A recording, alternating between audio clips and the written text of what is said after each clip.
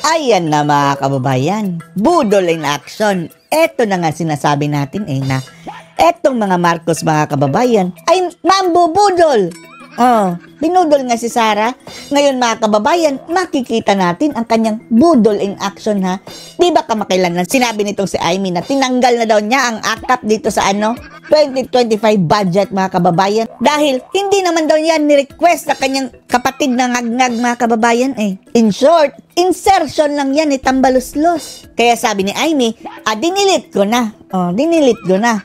Kaya ang sabi natin dati, mamaya na kami maniniwala sa'yo, Mangga, kung talagang na-delete na. Pero subalit datapwat, nag-iba ang timpla. Dahil sa bycam nila, ay etong akap ni Tambaluslos ay binalik pala. Ang akap po na pondo mga kababayan, ay iyan po yung binibigay-bigay na ayuda ni Tambaluslos, naglilibot kung saan-saan. Bilyones po mga kababayan. 26 billion ata yun, ang ipinasa. Nasabi ni Amy Marcos, tinanggal na niya. Yun pala mga kababayan, sa kanilang usapan, binigyan lang sila ng 5 billion. Pumayag na. Ang Senado mga kababayan, 5 billion, tapos kay Tambaluslos, 21 billion. At lusot na ang insertion. Diyos mio, parang ginigyan lang ng candy mga kababayan para tumahimik ang mga senatong. Kaya budol na naman ito si Amy Marcos mga kababayan. Panoorin po natin ha. Tinatanong ng lahat, ano ba talaga yung programang yan? Akap ha, ito yung sabi niya, not long ago mga kababayan. Ito lang, ang version ng Senado, tinanggal ko na po yan. Tinanggal. Dahil ang kanyang rason mga kababayan ay hindi yan kasali sa ni-request ni Ngagba. Insertion in short ni Tambaluslos. Dahil ang pakiwari ko, walang programa ang pamahalaan na pag-aari ng sino man. Kinakailangan, lahat sumasapi dyan. Lahat sumasapi dyan. Kaya mga kababayan, nabigyan sila ng 5 billion, hati-hati ang mga senatong. Diyos mio, kawawang Pilipinas mga kababayan. At yan daw ang ipamigay-migay nila mga kababayan kung mayroon silang, sabi ni Sara Duterte, this is the new vote buying via ayuda. Pumayag na sila. Nasaan na ngayon Amy? Ay Diyos mio, mambubudol talaga.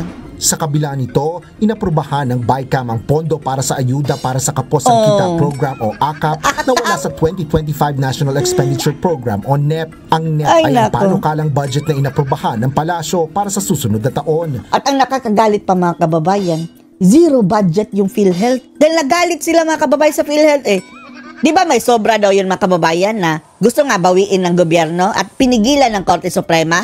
Sabi ng mga senatong mga kababayan at mga congressman, binawin nyo pala ha. Zero budget kayo ngayon. Gamitin nyo muna yung excess budget nyo. Diyos mio.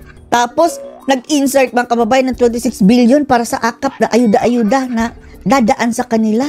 Kung yung 26 billion na yan, ibigay na lang sa PhilHealth para nang sa gayon, mabawasan yung contribution namin ng mga miyembro sa PhilHealth. Dumoble, trumiple ng mga kababayan pag upo ni Bangag. Muling naidagdagan 39 billion pesos na budget para sa AKAP sa 2025 GAB ng 39 ang initially kanilang binigay mga kababayan. Tapos may bargain, naging 26 billion. Dumaan ito sa House of Representatives. Hindi ito inaprubahan pagdating sa Senado at sinunod ang bersyon ng NEP kung saan hindi ito kasama sa hindi naman talaga kasama sa NEP. Pero na-insert pa rin sa BICAM. Popondohan ng gobyerno. Inexplika nila kung bakit ito ay isang paraan na mas makakatulong sa ating mga kababayan. In short mga kababayan, budol lang yung pagtanggal daw ni Amy.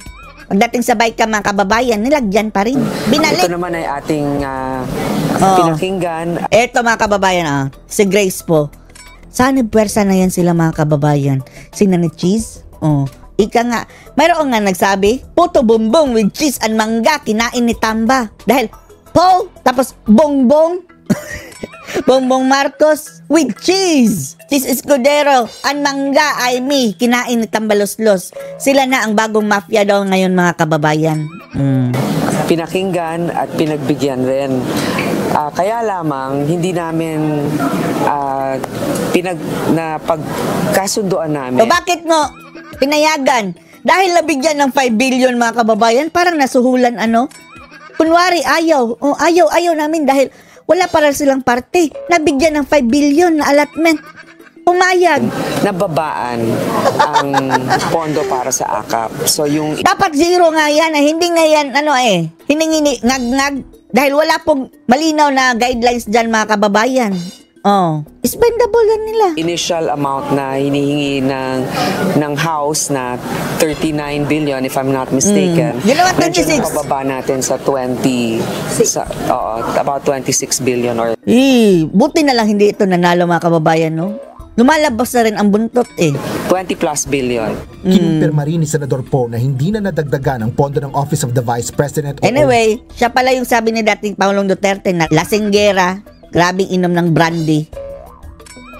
What do you expect? Kabalahibo pala yung Admiral na mahilig sa wine o mga alak. Naman lang natin. Alinsunod sa napagkasunduan ng mayorya. Inexplica ko naman sa kanila na meron namang Mukha bang lasing mga kababayan? Magpa-alcohol test ka. pagkakataon yung Office of the Vice President na tumulong pa rin. Meron silang social O, pinaltasan niya. Samantalang mga kababayan kay VP Sara Duterte, hindi na binalik ni Grace Poe. Siya po ang in charge dyan sa Senado Dapat patataasin daw yan sa at least 1.3 billion mga kababayan. Pero no, sabi ni Grace Poe. service Gusto niya, sige, kung gusto niyo talaga mamigay-migay ng ayuda, humingi muna kayo doon kay Tambaluslos, SWD. allotment na 600 million na pwede nilang gamitin para dyan. Liar! Hindi naman sila nawala. Yun Udas yung ka, sinasabi Grace ko Poe. nung umpisa pa lang, capacitated pa rin sila. Para naman sa pondo ng Philippine Health Insurance Corporation o PhilHealth, Zero! Basahin niyo mga kababayan ha. Ang PhilHealth na may zero budget. Ang mga may sakit mga kababayan, zero budget. Animal! bahan lang ng BICAM ang paglalaan ng operating cost para sa naturang state insurer. Operating cost na ang binigay sa kanila. Walang zero para sa subsidy. Dahil nagalit sila mga kababayan dahil ang Korte Suprema pinabalik sa kanila yung kinuha nila 90 billion. Grabe ang huhudas, no?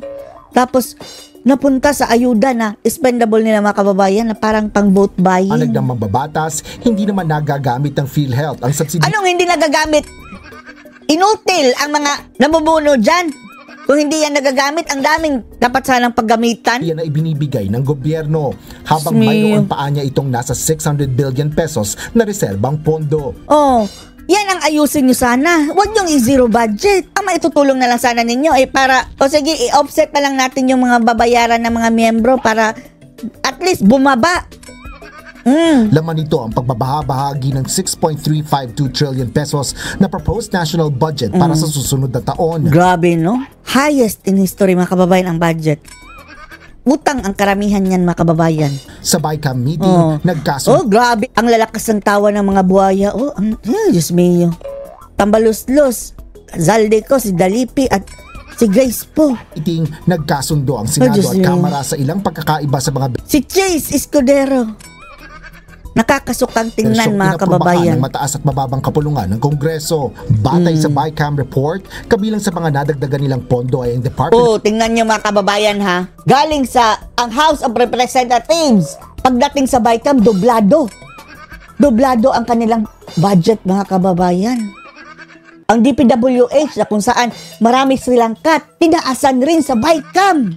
of Public Works and Highways o Diyos mio. DPWH, Department of National Defense o DND, House of Representatives, Tingnan nyo ang napakalaking increase, mga kababayan. House of Representatives, galing 16 billion na billion ang budget. Naging 33. Nadoble pa, mga kababayan. ang Office of the President.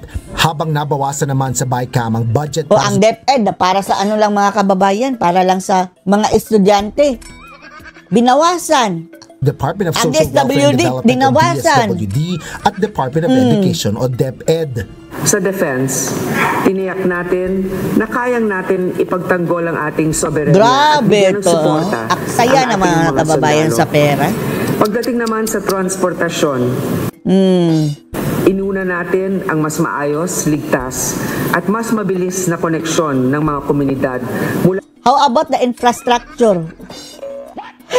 Ngag. Ang bill, mga kababayan, naging ngag. sa probinsya Walay. hanggang syudad. At sa infrastruktura, sinuguro natin ang pagtayo ng mga moderno, matibay at climate resistant na mga proyekto Pangalanan mo. Bakit wala doon? na Yes, ma'am. magsisigurong protektado ang mga Pilipino laban sa hamon ng kalikasan. Paliwanag naman ni Senate President Francis Escudero. Eto na mga kababayan, isa sa mga, ay Diyos me, Lord, maawa po kayo sa Pilipinas, Lord, yung mga taong ito, Lord. Aprubahan nila ang alokasyon ng pondo ng Ay, nako. pamahalaan alinsunod sa plano ng Pangulo ng Bansa. Na, pangaulo ng bansa kasi pinamumunuan tayo ng isang, ewan na lang Hindi natin. po dahil sip-sip ang Kongreso. Shut up! Ano masasabi niyo dito mga kababayan? Sa tila, nasasayang ng pera ng bayan dahil dito sa mga politikong ito. Post your comments below.